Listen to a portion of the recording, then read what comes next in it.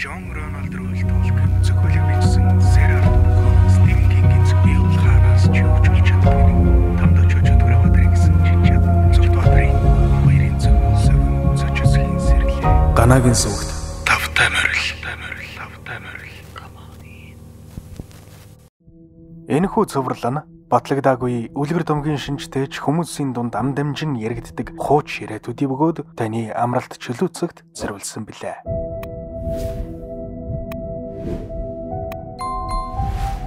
Энэ явдал Монголын уудам хөдөөгийн хаан ихтэй болсон гэлцэн.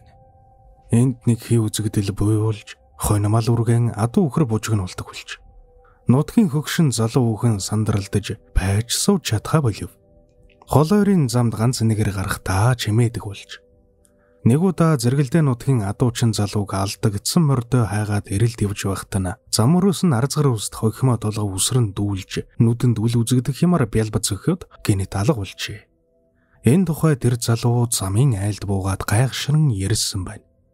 Тухайн нутаг улсныхны хувьд нийт даяараа аимшигтай байлаа. Тентхэн өвгөн хуйггван ярьж буугаар бол оройдш саран гарах үед хөхтөл маналзуулсан бөөрөнхий хар юм гарт үзэгдэж нохоо хуцуулдаг. Түүнийг нарийн нүгтэй юмны сүгээр харахад арзар ус шиг юм сэгсэлцээд байдаг. Зарим айлын гадуур хоттой хоньёг нь бужигнуулдаг, нохоонуудыг нь гасалгаж гангинуулдаг гин. Нэг удаа Сэрээжтинх гэдэг айлын нохоо оройжонгоо хуцаж гэрийнхээ гадаа зодуулж нүдүүлсэн аятай гиншиж байгаад үхжээ. Хоёрдохгүй бол 39-45 оны дайн тулаанд оролцож байлдаж явсан.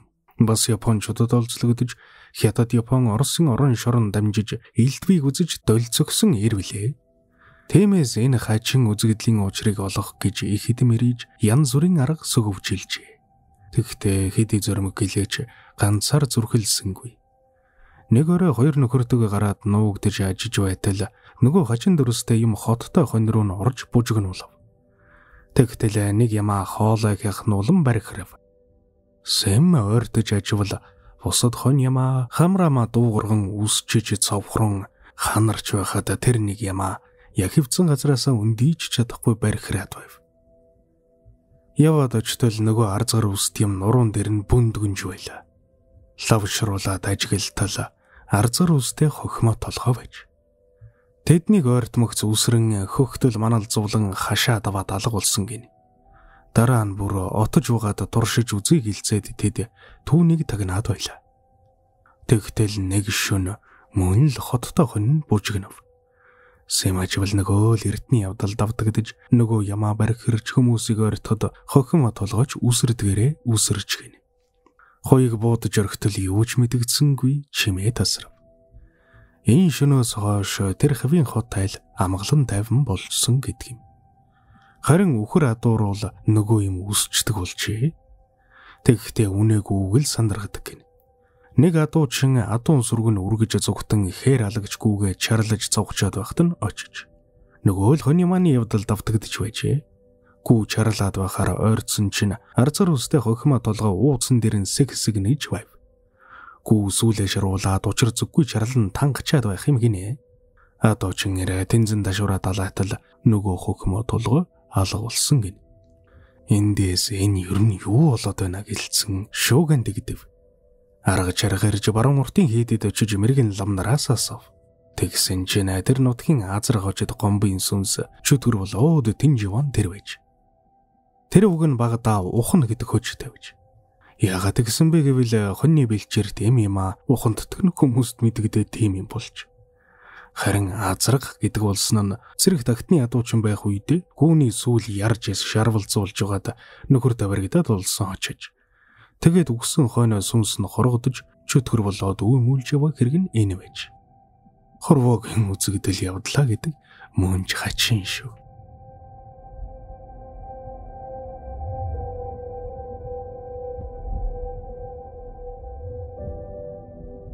Энэ явдал 90-ад оны ихээр Хилийн нэгэн аймагт болжээ. Ер нь хүн хөдөөгээр ганцаараа явж байхдаа юу өсөө сайх вүлээ. Гүтэлээ чон бавгай зэрлэг нохот хаанаас гарч ирээд тарих болоо гэж сэрэмжилж явдаг. Шөнийн харанхууд бол бүрч их аюултай. Өнөө бидний өөр хоорондоо мянгандаа ярьж бас сонирхон сонсдог сүгсүнс богжөтгөр ороолон жарлам нь хаанаас гараад ирэх болоо гэхээс арнуруу руу хүү төргөж ёстой айхад аргал хөдөлнө гэж болдог нь нууц биш. Юмны учир мэддгээ гэлцэх хүмүүс сүнсийг хоёр янзаар тайлбарлах хандлагатай байдгийн гинэ. Нэг хэсэг нь энэ бол бүх шашин хүлээн зөвшөөрдөг өнөө зэвхий царайд цагаан өмөрөгч сүнс мөн гэж байхад, нөгөө хэсэг нь бол ердөө л хүн амьсгал ураагаад биеэс нь салан одож буй гэрэлт энерги мөн. Ийм гэрэлтийн нэр хүн бүхэнд бий гэж тайлбарлаж байх юм. Оршлыг үгээр цэглэж бүгжөтөртөө биеэр учирсан гих нэгэн бүсгийн тухай үгүүлье. Улаанбаатар дангаахын дунд сургуульд өгсөн цэцгээ бүсгүй намын үрэ эвлэн илгээлт өвөртлөн өнөөх аймгийн нэгдсэн эмнэлэгт сувлэгчээр хуваарлагдсан очжээ. Соц үедээ тэгээд чанга ухааны мэрэгжил эзэмшсэн бүсгүйд ямар юмныхан шашин шүтлэг бүгжөтгөрийн тухай ойлголт байх билээ дээ. Иймэрхүү яриг сонсоод цэцгийн хөхий нэт нь хүрдэг байж. Сургуулаанд төгсөөд өдсөн цэцгээ түрүү жил сургууль төгсөөд говь нутагт өдсөн норжинтой нэг өрөөнд амьдарч байлаа. Норжин түүнийг бодвол аймгийн бүх суманд их юм чинарыг даган дуудлагаар яваад сурчсан хашир толгой. Норжин дуудлагаар явах тааж дуртай. Харин алтан ширээ суманд гарсан дуудлаганд явах ясны дургүй байж. Үүнийх нь учрыг цэцгээ түүнээс асуухад алтан ширээ ордог зам бол бүгжөтгөртэй гэдэг. Тийм учраас би явхаас айдгаа гэжээ. Харин Норжин өөрөө алтан ширээ рүү нэг удаа яалтчгүй явсан бөгөөд унаа нь өглөө эртлэн давгсаар сумын төвд нартаа дужсан болохоор ямар юмных нь бүгжөтгөр шуламтай даргуулээ. Ер нь тэр сум руу явдаг аймаг хотын тээврийн жолооч нар ирээчин яваачингууд энэ замыг бүгжөтгөртэй тэр тусмаа энэ замаар шүн явалтгүй сэгсийсэн үстэй улаан дээлтэй залуухан бүсгүй машинаас зүгтчихэд орилж чарлаад байдгаа гэсэн яриг цэцгээдээ сонсгочээ. Угийн шашингүй үзэлтэй ангаа ухааны сувлэгч бүсгүй энэ яриг сонсох бүр тэрхүү замд гарах хүсэл төрж яг тэр замаар нь тэр тусмаа шөнийн харанхуйд явж өнөө сэгсийсэн үстэй улаан дээлтэй залуу бүсгүйн дүртэй чөтгөр шуламтай тонилсон юмсон гэдсэн бодол төрдөг байлаа. Норжин айдас хурсан нүдээр ширтээд чөтгөр шуламын тухай ярихад элгээ хөштөл инээж шоолно. Заримдаа Норжинд өөрийн сонсож дуулсан сүнс чөтгөрийн тухай ярьж сүнсийг нь зайлтал айлгахад цаадах нь гүйжрээд өвөрт нь унддаг байлаа. Нэг өдөр тус сум руу яаралтай дуудлага гарахад Норжин цэцгээгийн өрөөнд орж ирээд "Цэцгээ, дуудлага гарсан байна. Эмч нар өнөө шөндөө багтаа өвчтөн авчирч хагалгаанд оруулна гинэ. Намайг авч явна гэхээр та нар цэцгийг аваад явчих гээд хэлсэн шүү" гэжээ. Төдөлгүй их эмч орж ирээд цэцгийг бэлтгэл яваацаа замд гарна гэлээ. Эмнэлгийн дэрэг аймгийн төвийн ойролцоох бригад руу дуудлаганд явсан тул оройхон ирж жолоочийг хэмж сувлэгж цэцгээ гаруй харуу бүрий болж байхад тус сумыг зөрөн хөдөлжээ. Шөнийн харанхуйд УАЗ 469 машины гэрэл түнэр харанхуйг сүлэн зүсэн. Цэцгээ аймгийн төвийн гэрэлийн барааг далд ороогүй байхад "Зяах өнөө сэгсийсэн үстэй улаан дээлтэй шулам хүүхэн гарч ирэх нь болоогүй бах та" гэсэн шүү юм бодоод машиныхаа урдуулан хажуугийн цонхоор харанхуйг ширтэн явж байлаа. Машины давхианд вүүлэгдсэн цэцгийг зүүрмэглэж явтал Кенет хаалгыг нь ямар нэгэн хүн самардах шиг болж. Юу гэдгүүлээ гэж удан хажуу тийшээ артал бацар байна. Өнөө Норжингийн ярддаг час улаан дээлтэй зэвхий царайтай ёлтойсон хурц харнуудтай залуухан хүүхэн цэцгийг сууж явсан талын хаалганы шилийг хурц хумстай цанхийсэн цагаан хуруугаараа учир зүггүй самардаж хэрдэл хүн өвчтөн рүү яаран хурдалж байгаа машинаас зүгтчихсэн өрөөсгөн гараараа газараа шороо шүүрэн авч цонхны шил рүү шир хийтэл цацаж байв. Энэ бүгдийг харсан цэцгийн хил амгаацж хаашаач хөдөлж чадахгүй хэсэг давгив. Зүгэлж байгаа болов уу гэдэг бие чимэгтэл өвдөж байлаа. Саял бүхнийг ойлгосон цэцгээ нэг муухай ашгараад ухаан алдан унжээ. Түүнийг ухаан ороход тэд аль хэдийн сумын эмнэлгийн гадаа ирчихсэн байлаа. Их эмчин түүнээс учрыг асуудал та нарт тэр бүгжөдөр харагдаагүй мөг гэхэд жолооч их эмч хоёр бидэнд юм мэддэггүй. Харин чамайг нэг муухай орлоод ухаан алдан унахад их л сандарцгаасан да бид нар гэж хариулсан юм гэдэг.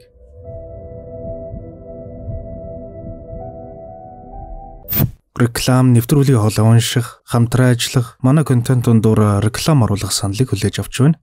та Instagram-ын @gana.tv хаяг руу бичээрэй. Хүн энэ ертөнцийн гадна талд зүгээр л гарчихсан гэдгийг хүлээн зөвшөөрч болох уу? Эрдэмтдийн баталж байгаагаар тийм зүйл болох боломжгүй, хизээж болж байгаагүй, болсон тухай тэмдэглэл хаанч байхгүй юм байна. Гэвч Оливер Ларч хэмээх бяцхан хүү тохиолдсон явдлыг хэрхэн тайлбарлахыг хинч мэдэхгүй ажээ. 1889 оны зул сарын баярын өдөр Америк нэгдсэн улсын Индиана мужийн Хойд Венд хотод хэдэн хуруу зузаан цас орж Оливер Ларчин эцэг эхийн эдлэн хотоос хэдэн километрийн зайд оршдог байж. Ларчин гэр бүлийнхэн хэдийгээр хүнээс зайдуу амьдардагч зул сарын баярын үдшийг хамгийн ёслол төгөлдөр тэмдэглэдэг уламжлалтай байж. Өрхийн тэр хүн гэр бүлийн хамт олон жилийн найзууд болох Хойд Венд хотын шүүгч Шикаго хотын өмгөөлөгчийг баярын ширээнд үржээ. Орон хоол идсний дараа зочдын өрөөнд орж хадагтай Ларчин тоглох эртний даралтад бишхүүр бүхий гიშхүрт баргил хуур хөгжмийн аянд дуулж хуурдацгааж. Венд хотын сум хадагтай Ларч энэ хөгжмийг дарж сурсан байна. Энэ үдэш Ларчин гэрд гайхалтай сайхан найзрахаг нөхрөсөг уур амьсгалтай байдгаас хүн бүхэн баярын оройг тэсэн ядан хүлээдэг байв. Шикагогийн өмгөөлөгч эхнэрээ хэдэн жилийн өмнө алдсан агаад Ларчин эдлэнгээс 2 км зайд байрлах тосгоны оршуулгын газарт хөдөөлүүлсэн юм санж. Тэд бие бинийгээ маш сайн мэддэг дотны найзууд байсан ба Вендийн шүүгч ноён Ларчтай дунд сургуульд нэг ангид сурдаг байжээ. Хуучны сайхан цагийг дурсан 11 настай бяцхан хүү Оливер Ларчин домдогоонд хуурсан эрдэн шишин үрдэн энэж хөхрөн дуулж хуурдацгаадаг байж. Цас орхоо болжээ. Хашаанд бурхыг тэнгэрээс хаялсан чигээрээ цайран сэвсих 5-6 хуруу цастай байлаа. Ямар цэлэхгүй, намгүм анир чимээгүй үдэш байв.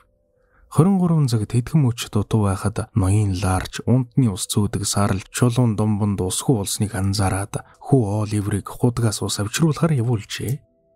Оливер ч углаашаа өмсөд гараад гүйчихэж аав нь зочдынхоо хамт үлдлээ. Хаалга хаагцнаас 10 дахь мөчийн дараа гэрт байсан домжуул бяцхан хүүгийн тусламж ирэн ажирыг сонссон байна. Ноён Ларч керосин дэнлүүгээ шүүрэн авч бусдын хамт гүйн гарчээ. Дэнлүүний гэрэл хэдэн алхам газрыг гэрэл түлж байлаа. Тусламж дуудан орилохыг сонссон хэм бүхний нурууных нь хүйтэн хөлс чихарч цусан судсандаа царцах мэт уулана. Туслаарай, тэд намайг барьж өгөн туслаарай, туслаарай, туслаарай. Хүүгийн эцэг их зочдын өгсөн мэдүүлэгт тусламж дуудах чимээ зул сарын баярын үдшийн бүрхэг тэнгэрт тэдний толгой дээр гарч байсан гэжээ. Хүүгийн дууны өнгө айдсаар дүүрэн байв. Дуу нь холцсоор сүүлдээ юу ч сонсогдохгүй болж.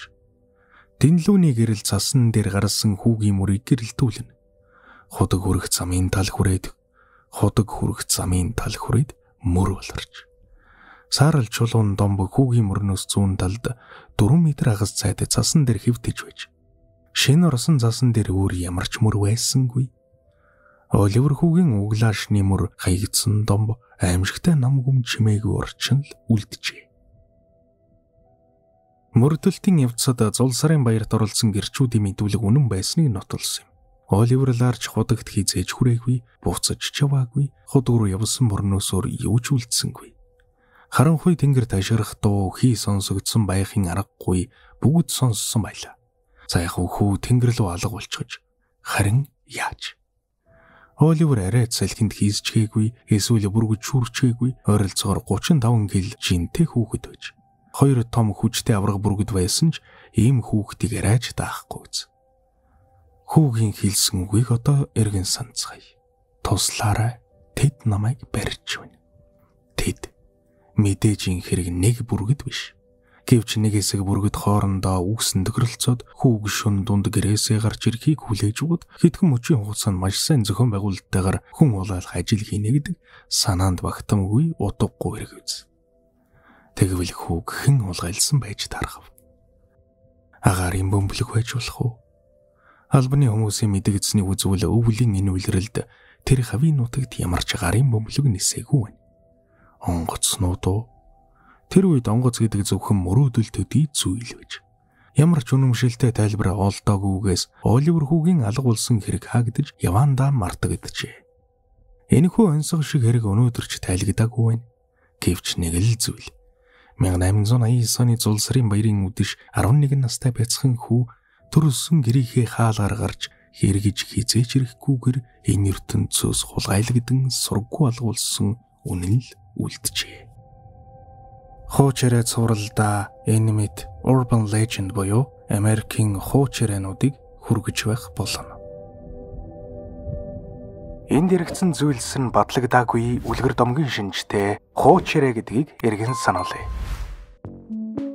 Миний оруулж буй бичлэгүүдийг цаг алдалгүй алгасалгүй үзхийг хүсвэл subscribe дарж хажууд байгаа хонхыг дарж идэвхжүүлээрэй.